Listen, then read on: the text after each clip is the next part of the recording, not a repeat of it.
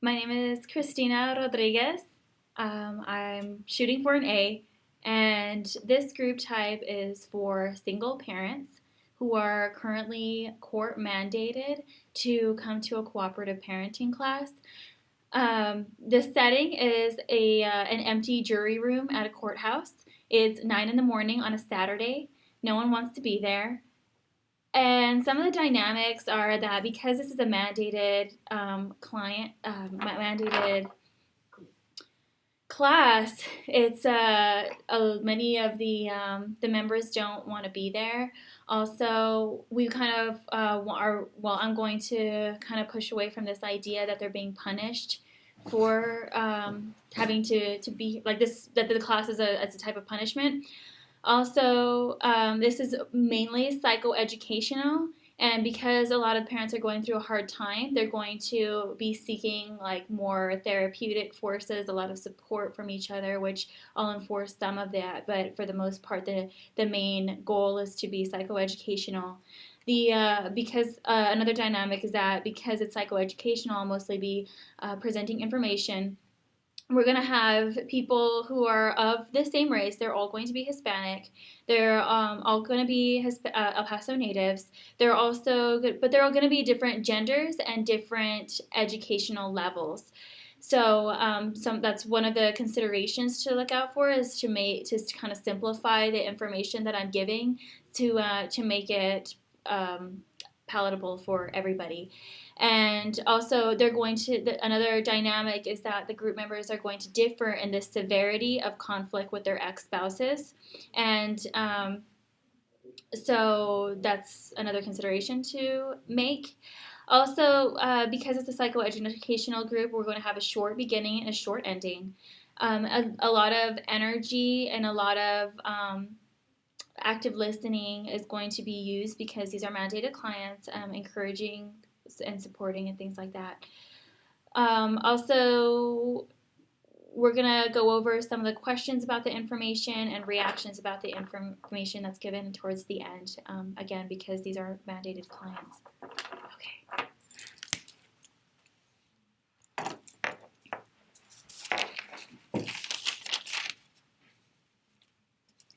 Yeah, my ex doesn't help at all with parenting. Oh yeah, mine tells me he doesn't want to do the listening because he doesn't want me going out. Can you believe that? That's just ridiculous. I should go leave him on his doorstep and see what he does then. Call the police. Good morning, everyone. Good Good morning. morning. All right. Sucks to be here. I know. I totally understand. Do you? I do. If I hate to be up this early on a Saturday morning as well. But we're gonna try to make the best of it today, and so hopefully we can make a use of this time that we're here today. So my name is Christina Rodriguez. I'm a clinical social worker over here for Family Court Services. I understand this is a mandated client. I understand that a lot of us don't want to be here. And what I hope to do today is we're not teaching you how to be parents. Y'all already know how to be parents. But I'm hoping to help you get some information on how to better cooperate with the parent of your child. And today we're going to go over anger management. That's one of our topics. And we're going to be meeting every Saturday for the next 5 Saturdays at 9 in the morning, going over various topics. So next Saturday, we're going to go over the rights of parents. The Saturday after that, our third Saturday, is going to be child development and some difficulties that divorce can cause in child development. Then we're going to go over conflict management in our last session, and then we're going to kind of wrap up from there. This is mostly an educational group. What they call it is a psychoeducational group, and that means that we're going to be talking about some of the. I'm sorry. Ma'am, I'm not psycho. Well, it doesn't. I know it's just a term, and it doesn't. We're not calling anybody psycho. Okay. What we mean is my ex calls me that, and I really don't appreciate it. Thank you, and I'm sure we can all relate to having conflict with our ex-spouses. So again, what we're going to be talking about is just some tips, some educational aspects of cooperative parenting. And so again, we're going to be going over some really serious stuff in these classes. And what I want to let you all know is that some of this stuff, and you know, maybe this isn't going to apply to you, but I've seen it a lot in other classes where a lot of parents, because we're talking about this serious stuff, and because they might not have the opportunity to discuss this stuff in many other cases, they have a lot of trouble talking about these topics. And so if at any time you feel like it's kind of you're struggling with one of the things that we're talking about, if at any time you don't feel comfortable, you need to step out, you're more than welcome to. Bathroom breaks, water, whatever it is, go ahead and feel free to step out. The restrooms are right over here. And also, if there's a particular topic that you're really struggling with, and maybe you feel better about talking about it, then go ahead and feel free to hang back after class. Either that or email me. I'll go ahead and give y'all one of my cards before you leave today, and that way we can maybe talk about helping you guys get some information about some therapy or some support groups. Okay, so what I would like to do, our first activity of the day, is I would like us all to go around and tell me your name, how many children that you have, how long how long have you been in the court process, and also give me a number. So I want you to think about, from 1 to 5, I want you to think about how your cooperation is with the other parent. So 1 is the absolute worst, 5 is the absolute best. So 5, you're getting along great, 1, not so much. And think about your last interaction that you had with the other parent. Think about the tone of voice that you all use with each other, like how often you fight. Go ahead and assign that a number. Okay. And so, all right. So once again, just in case y'all forgot, it's your name, how many children that you have that are involved in this court process, how long you've been involved in the court process, and what's that number? Okay. So would you like to start? Sure. My name is Elsie. I have 2 children, and I've been in this process for about 4 months now. Okay. So, yeah, Thank not you. so long. And what number would you think you're at right now? I would say we're at a 3 because he's like kind of not cooperative with me. He just does everything by the book and doesn't want to do anything extra. So. Okay. Yeah. Thank you. And we'll kind of go over about how the court order and stuff like that. So, thank you. Mm-hmm.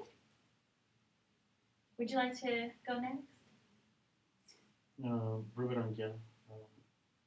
Welcome. 2 kids for 5 years. 5 years? Okay. Wow, that's quite a while.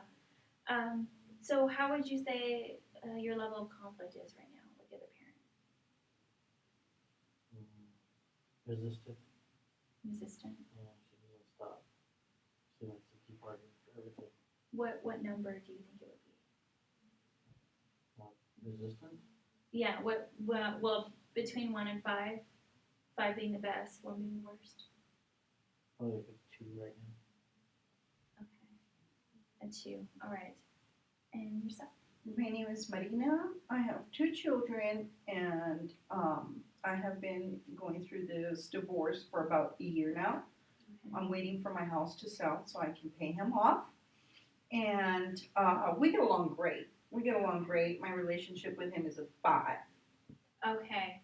Great. So maybe you can help us with any tips that you might have. Oh, I'd be happy to. Yes. Thank you. Okay. Middle stage. Okay.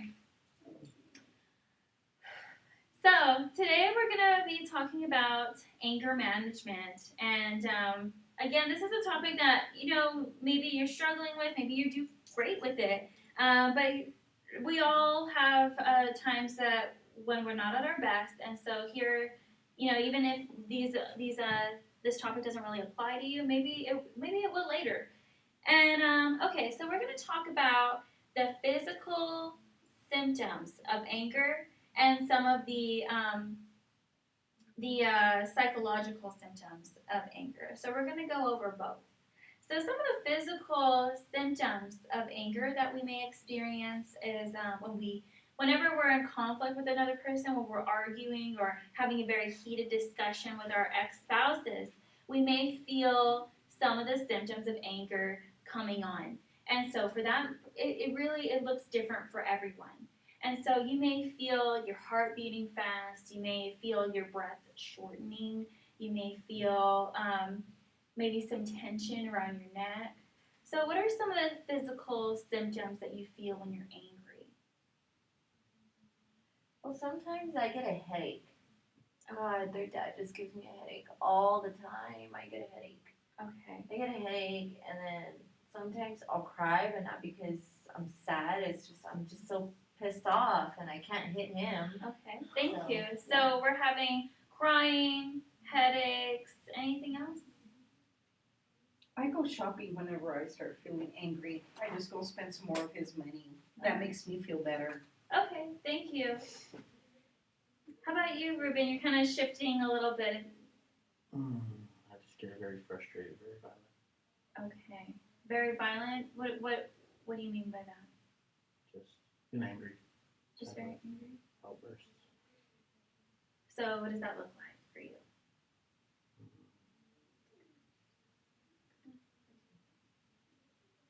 More like just not control like it. Okay. Mostly So because I'm frustrated already.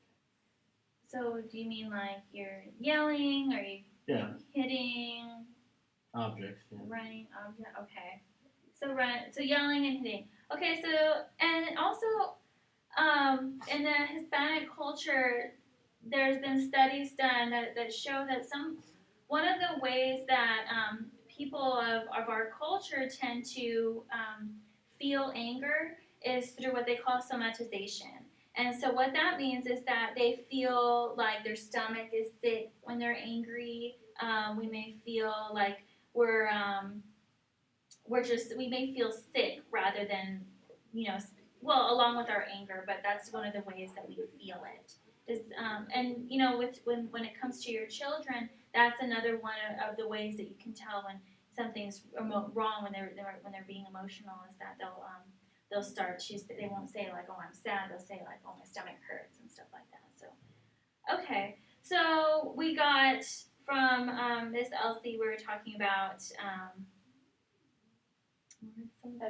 okay, we were talking about headaches from Miss Elsie. We were talking about yelling and hitting things and Shopping. I like to spend his money. It makes me feel better. okay, but what's one thing that your body does? Yeah. My heart starts racing. My palms start sweating. Okay. And I want to hurt somebody. Okay, so these are all perfect examples. Okay, and so maybe we will feel, and okay, so that's, let me start over. Okay, so that's, start over. So we went over some of the physical symptoms of becoming angry, and now I want to go over some of the psychological symptoms of becoming angry. And so, like Marie has so helpfully pointed out, is that we might feel like we want to hurt somebody. And we know that just that being angry is not an excuse for putting anybody else in danger. There's one thing, it's totally normal and okay. All feelings are okay, but it's not okay to do whatever we want with them. And so we're going to talk about some of the ways that we can manage that anger. Another I also want to go over this thing called cognitive behavioral theory, cognitive behavioral theory. And so we, sorry, I messed up again. Okay. Cognitive behavioral theory is a concept that we use to mean that our thoughts cause our feelings, and so when we control our thoughts, we can control our feelings. And so when we get angry, some of the things that we might be telling ourselves in our head can be what's causing our anger. So go ahead and think about the last time you got angry.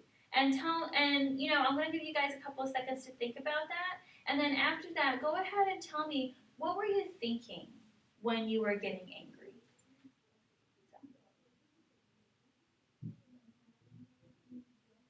Okay, a couple seconds later. Okay, so Miss Elsie, tell me about the last time you got angry and what were some of the things that you were thinking? The last time that I got angry was when he said that, or he just bailed on my kids.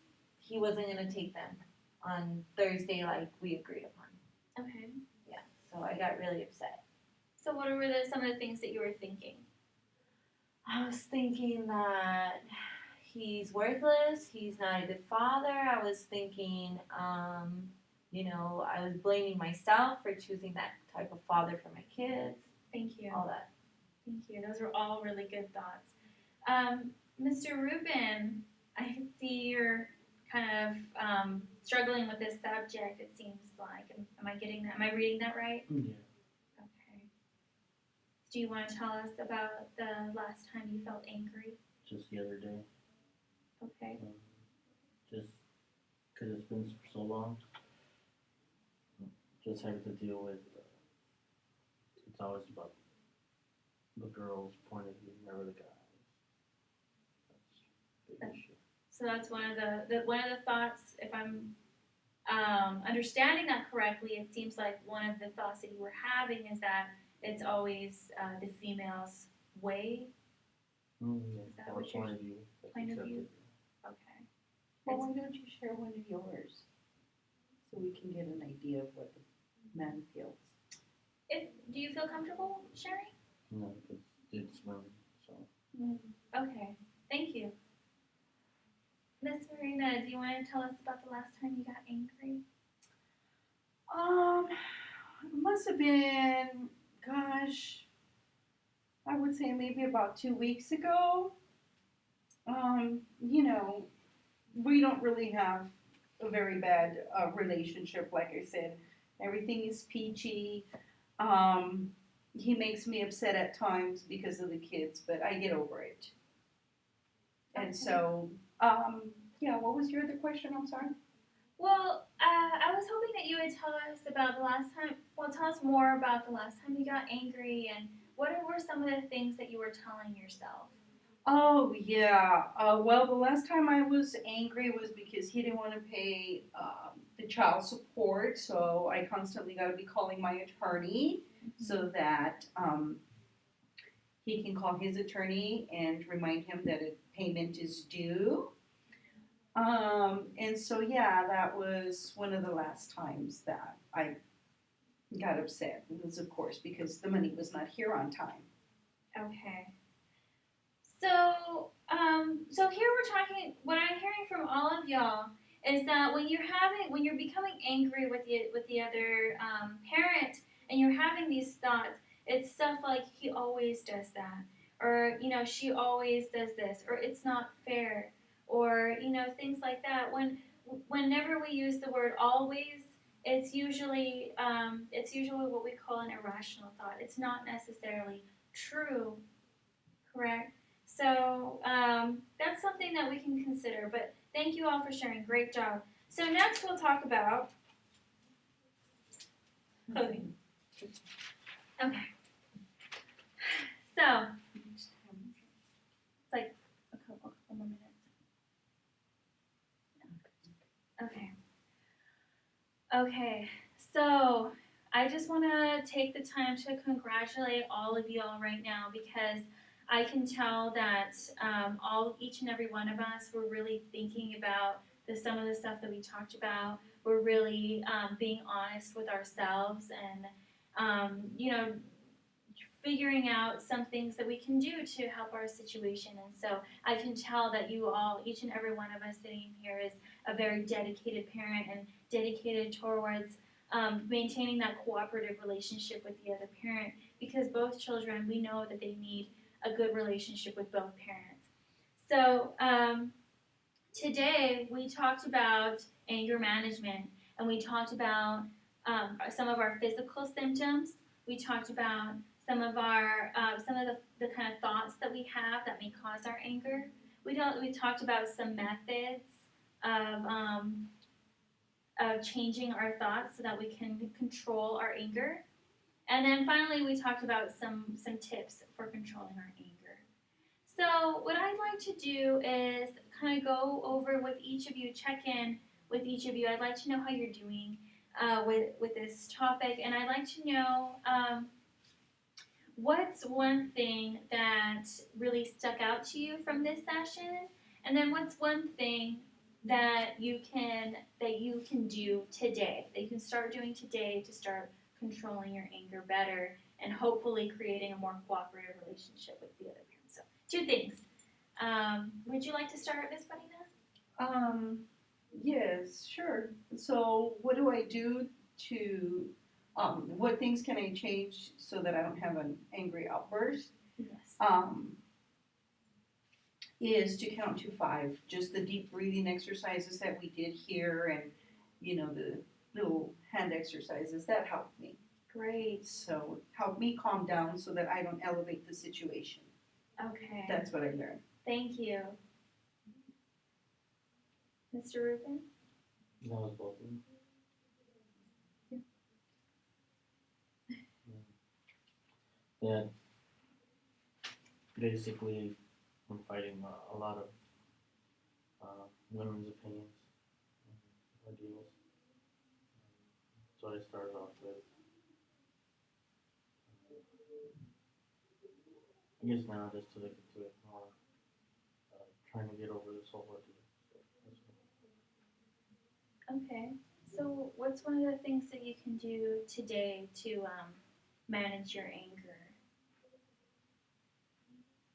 probably get a more positive perspective from not just females but also males. Okay. So what I hear you saying is that one of the things that stuck out to you the most is that you feel that you still feel unfair about the court proceedings that you're involved in. Yeah, it's gonna be hard to change, but only time.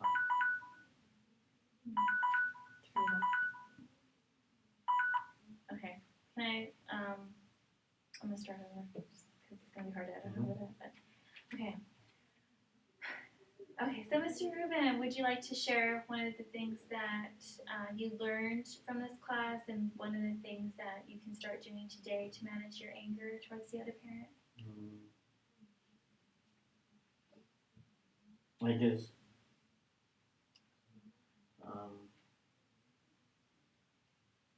that it's still hard to fight the woman's part in the legal system. So I guess one thing I could do is find someone who can be in between and not have to deal with it alone. Okay. So what I hear you saying is that maybe you're accepting that this process is not fair, because it's not, and I think we can all agree to that. And one of the things that you're going to do, or that you can do, is to put a mediator. Who are you thinking of as a mediator? As somebody that Probably someone that can get through, probably either an attorney or someone, some kind of advocate in the court system.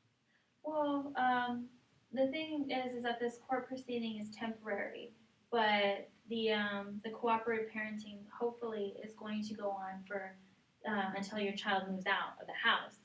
So, who do you think would be a good mediator? Could it be a member of your family, a member of her family? I would say not her family, but I guess we could figure that out as far as finding someone that's neutral. Okay. Thank you. Miss Elsie? I guess I've learned that that the fighting, it affects the kids. So, I'm willing to be more cooperative and, work with him and try to be a little more understanding so that the kids don't feel the effect of that. Okay. Great. All right. Well, I want to thank you all for being here again, and thank you all for being open and honest with ourselves.